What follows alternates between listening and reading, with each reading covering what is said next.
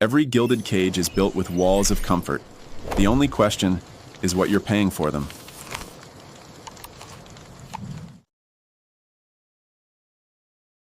Welcome to The Explainer. Today, we're diving into a really vast and complex web of ideas that, well, they challenge everything we think we know about history. We're going to piece together a worldview drawn directly from our sources, a story they claim connects some of the most pivotal events of the last 100 years into one single overarching narrative. So, where do you even begin with something this big? Well, the sources we're digging into today, they start with one single, really provocative question. A question that just pulls at the threads of every official story you've ever heard. What if? What if it all happened differently? Okay, let's start with a day that's burned into all our memories, September 11th. Now, our sources, they don't focus on the Twin Towers. Nope. They point to a third skyscraper that fell that day, World Trade Center 7. We're talking a 47-story building that was never hit by a plane. And yet, it collapsed. Perfectly, symmetrically, straight down into its own footprint in less than 7 seconds.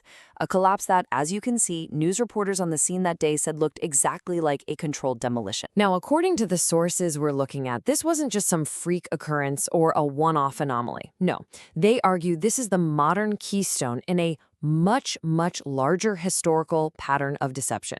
A pattern they claim is all about shaping what we think and ultimately consolidating power. So you've got the official story on one side, 19 hijackers, Al-Qaeda, chaos. But on the other hand, the sources lay out all these claims that suggest something else was going on entirely. They ask, why did NORAD, the air defense for all of North America, seem to stand down? What about the massive, and I mean massive, insider trading on airline stocks right before the attacks? And they point to alleged specific warnings that were issued but ignored. And this is where it gets really strange, according to these sources. They highlight what they call the ultimate coincidence. On the exact same morning of September 11th, as the real attacks were happening, what was the CIA doing? They were reportedly running a training drill for hijacked planes being flown into buildings. The sources argue this isn't a coincidence. It was the perfect cover. But here's the thing. The story being told in these sources, it doesn't just start on 9/11. Not even close. To really get what they're painting, you have to go back, way back, to an event they see as the original blueprint. They point to the assassination of President John F. Kennedy as the cornerstone of this hidden history. The sources claim a massive conspiracy was at play, involving intelligence agents, a patsy who they say was actually an operative himself, and a cover-up that was so immediate and frankly so gruesome that it involved literally altering the president's body to hide the evidence before the official autopsy could even begin. Okay, so this obviously raises a huge question. If these massive historical events were really orchestrated, then who's pulling the strings? I mean, who in the world has that kind of power? Well, the sources say you can't just point to a country on a map. They talk about something they call an invisible empire. Think of it like a parallel government, a deep power structure made up of secret societies and elite groups that operates completely behind the scenes. You can't vote them out, because you don't even know they're there. And these are the names that just keep popping up in the source material. It's like a who's who of powerful groups. And what's really interesting is how they connect the dots between all of them, from big policy think tanks like the Council on Foreign Relations, to the super secret Bilderberg meetings, to old college societies like Skull and Bones, and even religious orders like the Jesuits. They say it's all one interconnected network. Now, to back this up, the sources cite some really controversial texts. For example, they pull quotes from the Protocols of the Learned Elders of Zion. And we have to note, this is widely recognized as a fabricated and hateful document. But within the worldview of these sources, they hold it up as a kind of blueprint. They see quotes like this as direct evidence of a plan for a super government that makes national independence basically meaningless. So, how do you control the world without firing a single shot? According to these sources, the answer's pretty simple. You don't use armies. You use money. And the scale of money we're talking about here is it's mind-boggling. One source refers to a $1.5 quadrillion black hole of derivatives. That's a 1-5 with 15 zeros after it. It's a number so huge it makes the entire real-world economy look like pocket change. And that debt, they argue, is the ultimate chain of control. The sources call this whole system the debt money scam. And here's how they say it works, in a nutshell.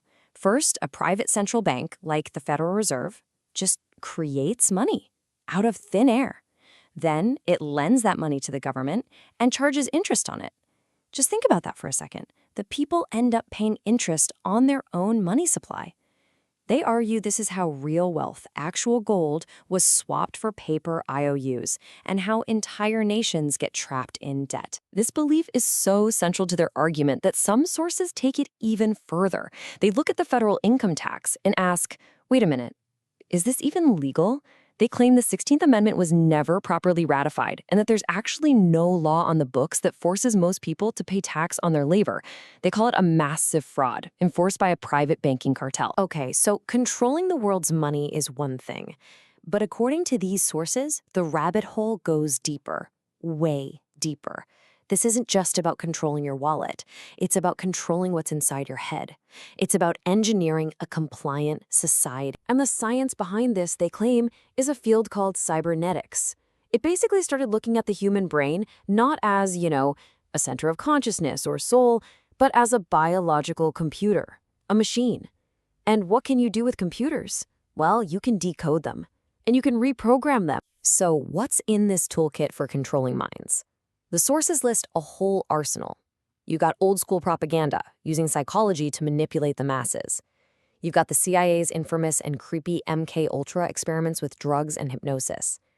And then you fast forward to today, RFID tracking chips, social credit scores, algorithms that are literally designed to make us angry and divided, and even something they call electrosmog from all our wireless devices. And this brings us right to the technology we use every single day. That smart speaker in your kitchen? The sources argue it's not just a convenience. It's the most sophisticated surveillance device ever invented. They claim it isn't just listening for you to ask about the weather. It's analyzing your emotions. I mean, one source tells a story about a family having a heated argument, and their Alexa just chimes in with, "Why don't we change the subject?" Which is pretty chilling when you think about it. So what's the end game here? Where is all of this, the control of history, money, and our minds, actually headed? Well, according to the sources, you don't even have to guess. They say the goal has been stated out loud for decades, often by the very people accused of building it. Yeah, that phrase, New World Order. In these sources, it's not some wild conspiracy theory. It's a publicly declared political goal.